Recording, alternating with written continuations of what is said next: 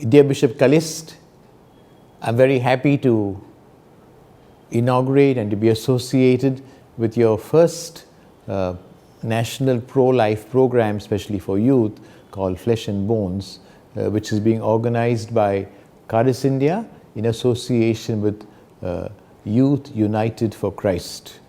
And I want to congratulate your whole team, consisting of Chevalier Cyril John, Sister Pauline, Joy Anthony, and Ajin Joseph, who have taken the initiative for this. I think that we are celebrating, we are really remembering the sad event of the passage of the medical termination of pregnancy bill, became an act, a law afterwards, 50 years ago. And since then, sadly, there have been millions, I would think millions of abortions in India. So that's why we have got to remember this event. It's called a black day by some, a mourning day by some, whatever it is. The important thing is that we are conscious of it. And I think we must take some steps to counter a culture of death.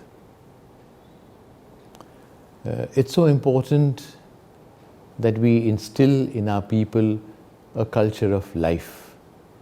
Jesus said, I come that you may have life and life in abundance. John 10:10.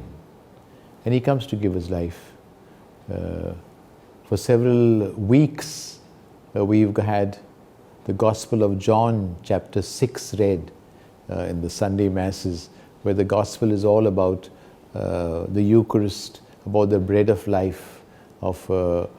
Life is what God gave us. Life is what we are called to preserve. Life is what we are called to protect. Life is what we are called to foster. And life in abundance, life of preaching.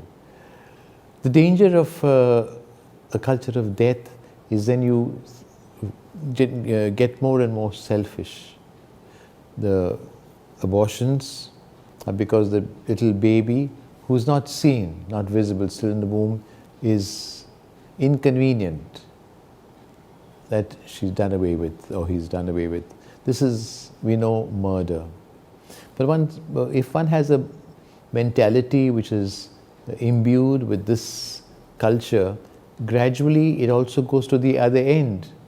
People who are elderly, people who are no longer useful or productive for society, also can be expended with, also can be not cared for, also can be gradually neglected and eliminated.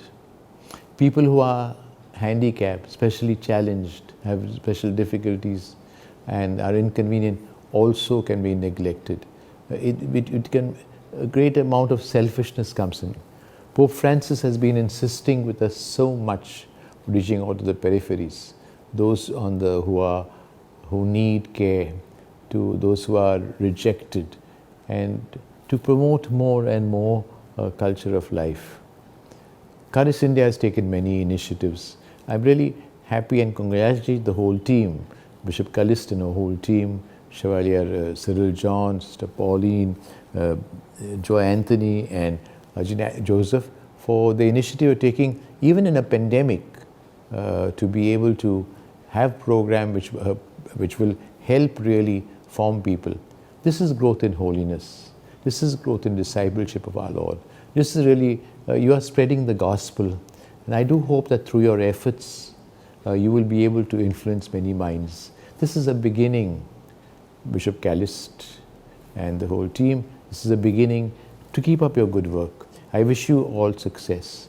I do hope all our bishops, our priests, our religious, our lay faithful, active lay missionaries take advantage of a course of this sort and are able to get sufficient data to be able to teach others. So gradually we spread the good news and a culture of life in India and the world.